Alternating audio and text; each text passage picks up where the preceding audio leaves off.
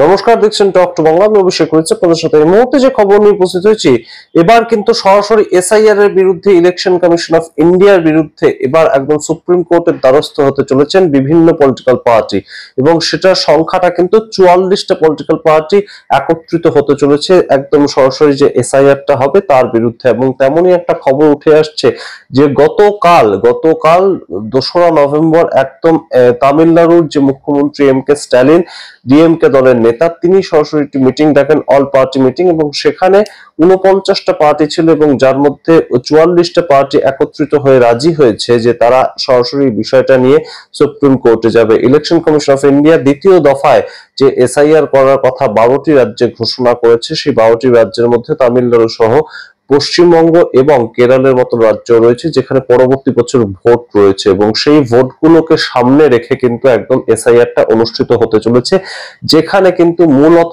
আপত্তির জায়গাটা, এবং তামিলনাড়ুর মুখ্যমন্ত্রী এম.কে. স্ট্যালিন আগেও জানিয়েছিলেন যে এই সময়ে তামিলনাড়ুতে একদম বর্ষার সময় এবং বর্ষাকালটা এই সময় চলছে, তার মধ্যে এসআইআরটা হলে বহু মানুষ এই সময় তারা যে এসআইআর এর সম্পূর্ণ প্রক্রিয়াটার মধ্যে অংশগ্রহণ করতে পারবেন না, তাদের অসুবিধা তৈরি হবে। এবং সেই ক্ষেত্রেই কিন্তু এই মুহূর্তে যে বিষয়টা সামনে উঠে আসছে যে তামিলনাড়ুর মুখ্যমন্ত্রী এম.কে. স্ট্যালিন, তার নেতৃত্বে তিনি একটি বৈঠক ডেকেছিলেন, এবং সেই বৈঠকে কিন্তু এই মুহূর্তে একত্রিত হয়েছিল 44টা পলিটিক্যাল পার্টি, এবং তারা সবাই রাজি হয়েছে। এবং সেখান থেকেই যেটা এম.কে. স্ট্যালিন সরাসরি লিখেছেন একদম তার এক্স চ্যানেলের ছবি শেয়ার করে, সেটা অবশ্যই আপনাদেরকে জানাবো। এবং সুপ্রিম কোর্টের দ্বারস্থ হতে যাচ্ছে এই মুহূর্তে 44টা পলিটিক্যাল পার্টি। গুরুত্বপূর্ণ খবর, শেষ অবধি দেখুন। তার আগে অবশ্যই টক টু বাংলা ইউটিউব চ্যানেলকে সাবস্ক্রাইব করে দিন, এই ভিডিও দেখুন শেষ অবধি স্কিপ না করে। আপনারা জানেন যে এই মুহূর্তে এম.কে. স্ট্যালিন প্রথম এমন ব্যক্তি যিনি কিন্তু একদম কেন্দ্রীয় সরকারের বিরুদ্ধে বিভিন্ন ইস্যুতে তিনি কিন্তু সুপ্রিম কোর্টের দ্বারস্থ হয়েছিলেন। সেটা তিনটে ভাষাকে একত্রিত ভাবে পড়তে হবে এবং স্কুলের মধ্যে সেই ভাষাগুলোকে নিয়ে চর্চা করা, এই বিষয়গুলো কিন্তু উঠে এসেছিল। এবং সেখান থেকে তিনি লিখছেন গতকাল, it is the duty of all the parties to unite and raise their voices against the S I R being hastily implemented with the intent of snatching away the voting rights of the people of Tamil Nadu and murdering democracy regarding the confusion and doubts in the voter list revision.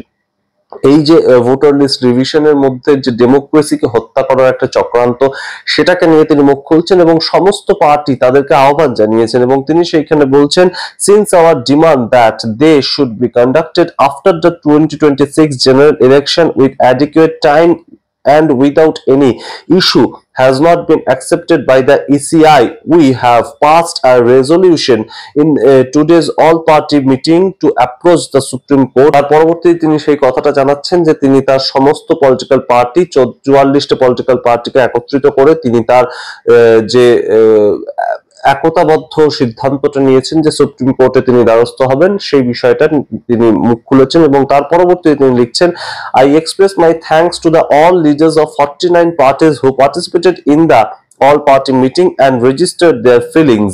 I request those who did not participate in the meeting to discuss SIR in their parties and take initiative to protect democracy. অত্যন্ত গুরুত্বপূর্ণ এই একটা tweet তিনি করেছেন, এবং যেটা কিন্তু ইতিমধ্যেই পশ্চিমবঙ্গ থেকেও একটা বড় সড় প্রভাব এর পড়বে তেমনই কিন্তু অনেকে মনে করছেন। এবং সেই যে এম.কে. স্ট্যালিনের বৈঠকটা, সেখানে কিন্তু রীতিমতন থালাপাতি বিজয় এবারে নতুন ডেবিউ করতে চলেছেন, তাকেও ডাকা হয়েছিল। তিনি নিজে যাননি, তিনি নিজে একটা নিরপেক্ষ জায়গা থেকে থাকতে চাইছেন ইতিমধ্যে সেখানকার ইন্টারনাল পলিটিক্স এর দৌলতে। কিন্তু এই মুহূর্তে থালাপাতি বিজয় তারাও কিন্তু এই সম্পূর্ণ এসআইআর প্রক্রিয়াটা ভোটের আগে করা এবং তার মাধ্যমে মানুষের নাম বাদ দেয় এবং সেখানে মানুষের পার্টিসিপেট করতে না পারার যে একটা চিন্তা, সেটা নিয়ে বিভিন্নভাবে মুখ খুলেছেন। এই মুহূর্তে এআইডিএমকে এবং ডিএমকে, এই দুটো দলের মধ্যে তামিলনাড়ুতে মূলত একটা ভোট হয়, কিন্তু এই মুহূর্তে থালাপাতি বিজয় তিনি নিজে যে পলিটিক্যাল পার্টিটা খুলেছেন, সেটা কিন্তু একটা তৃতীয় বিকল্প হয়ে উঠতে চলেছে তেমনই অনেকে মনে করছেন। এবং সেখান থেকে থালাপাতি বিজয় তিনিও কিন্তু এটা প্রতিরোধ করে তুলছেন। বলছেন। অন্যদিকে আপনাদেরকে জানাই এই মুহূর্তে কিন্তু 4 তারিখ আগামীকাল মমতা বন্দ্যোপাধ্যায়, অভিষেক বন্দ্যোপাধ্যায় পশ্চিমবঙ্গের রাস্তায় নামছেন এবং পশ্চিমবঙ্গে তারা কিন্তু এই এসআইআর এর বিরুদ্ধে রাস্তায় নামছেন, মানুষকে সতর্কীকরণ করার জন্যই তারা রাস্তায় নামছেন। এবং এই ক্ষেত্রে মমতা বন্দ্যোপাধ্যায় বহুদিন আগে থেকেই তিনি কিন্তু এটার বিরোধিতা করছেন এবং সম্পূর্ণভাবে তিনি বলছেন যে এই মুহূর্তে এসআইআর আমরা কোনো মতেই করতে দেবো না। ভোটের আগে এইভাবে হঠাৎ করে চটজলদি যে সিদ্ধান্ত নেওয়া 1 মাসের মধ্যে এসআইআর করার মাধ্যমে মানুষের নাম বাদ দেওয়া, সেগুলো কখনোই গণতান্ত্রিক পদ্ধতি নয়।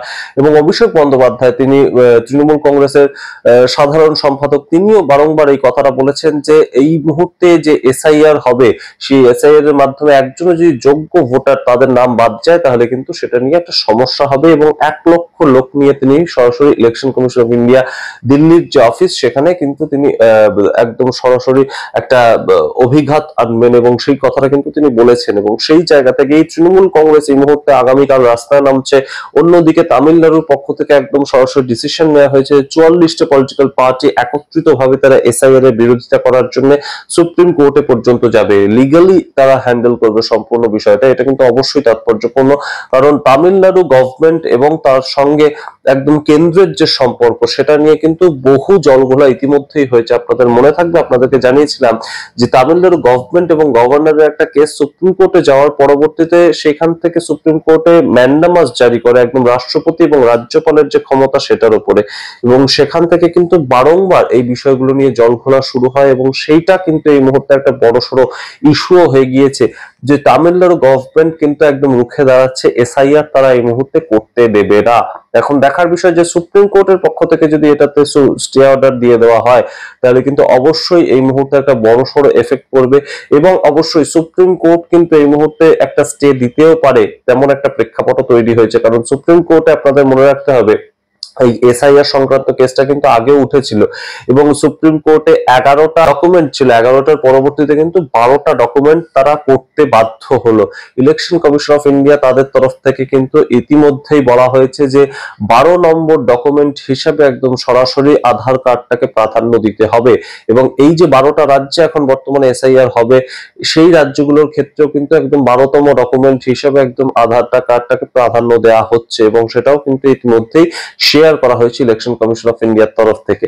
যদিও আধার কার্ডের যে প্রাধান্যটা দেওয়া হচ্ছে সেটা গ্রহণ করা হচ্ছে এসআইআর এর ক্ষেত্রে, কিন্তু তারা কিন্তু কোনোভাবেই সেটাকে বলছে না যে নাগরিকত্বের পরিচয়, সেটা আধার কার্ডে আমাদের লেখাও থাকে, কিন্তু সেটাকে গ্রহণ করতে হচ্ছে। সুতরাং সুপ্রিম কোর্ট এই মুহূর্তে অবশ্যই এই সম্পূর্ণ এসআইআর পদ্ধতিটা যেভাবে হচ্ছে, বিহারে যেভাবে হলো, পশ্চিমবঙ্গে বা তামিলনাড়ু বা কেরালায় যেভাবে হওয়ার কথা চলছে, সেটা কিন্তু 1 মাসের মধ্যে সম্পূর্ণ প্রসেসটা হয়ে যাওয়া। এবং 2002 সালে যে এসআইআরটা হয়েছিল, 2002 সালে 2 বছর ব্যাপী এসআইআর সম্পূর্ণ প্রসিডিওরটা হয়েছিল। এবং সেই ক্ষেত্রে এই মুহূর্তে যদি 1 মাসের মধ্যে পুরো বিষয়টা হয়ে যায়, সেটা নিয়েই কিন্তু মূল আপত্তির জায়গাটা, যোগ্য ভোটারদের নাম কি করে বাদ দিতে পারে। অর্থাৎ কোনো ব্যক্তি হয়তো এই মুহূর্তে রাজ্যের বাইরে রয়েছেন, কাজের সূত্রে তিনি 1 মাসের মধ্যে আসতে পারলেন না, এসে তিনি ফর্মটা জমা দিতে পারলেন না, কিংবা তার কাছে সঠিক ডকুমেন্ট গুলো নেই যে তিনি অনলাইনে বসেও করে ফেলবেন কাজটা, তিনি চাকরি করতে বাইরে গিয়েছেন, সেই জায়গা থেকে তার নামটা তো ভোটার লিস্ট থেকে ডিলিট হয়ে যাচ্ছে, তাহলে তিনি পরবর্তী ভোটে আর ভোট দিতে পারছেন না। এইটা কেন করা হচ্ছে একদম ভোটের আগে? ভোটটা মিটে গেলে তার পরবর্তীতে 1 বছর ধরে সম্পূর্ণ বিষয়টা করা হোক, তাতে তো কারোর কোনো অসুবিধা নেই। এই কালকের থেকে শুরু হচ্ছে 4 নভেম্বর থেকে 4 ডিসেম্বর, এই 1 মাসের মধ্যে সবাইকে একদম গণনা যে ফর্ম, সেখানে নিজেদের নাম তোলার জন্য একদম ব্যতিব্যস্ত হয়ে সমস্ত কাজটা ছেড়ে এই সমস্ত করতে হবে। এই বিষয়টা নিয়ে কিন্তু মূল আপত্তির জায়গাটা, যেমন জানিয়েছেন এম.কে. স্ট্যালিন, যেমন জানিয়েছেন মমতা বন্দ্যোপাধ্যায়, যেমন জানিয়েছেন পিনারাই বিজয়ন, ঠিক তেমন ভাবে কিন্তু এই 3 জন মুখ্যমন্ত্রীর পাশাপাশি বহু দল, বহু আঞ্চলিক দল, তারাও কিন্তু একত্রিত ভাবে তাদের স্বর একদম তুলে ধরেছে। এবং আপনাদের মনে করিয়ে দিই যে আগামী মাসেই কিন্তু শুরু হতে চলেছে সংসদের শীতকালীন অধিবেশন। শীতকালীন অধিবেশনে কিন্তু এই এসআইআর বিষয়টা আরো একটা বড় সড় মাত্রা নেবে এবং সেটাকে নিয়েই কিন্তু এই মুহূর্তে শীতকালীন অধিবেশন সম্পূর্ণভাবে মেতে থাকবে, তেমনই অনেকে মনে করছেন। আপনারা সামগ্রিক রিপোর্টের ভিত্তিতে কি মনে করেন অবশ্যই কমেন্ট বক্সে কমেন্ট করুন। দেখতে থাকুন টক টু বাংলা, অবশ্যই টক টু বাংলা ইউটিউব চ্যানেলকে সাবস্ক্রাইব করে দিন। ধন্যবাদ।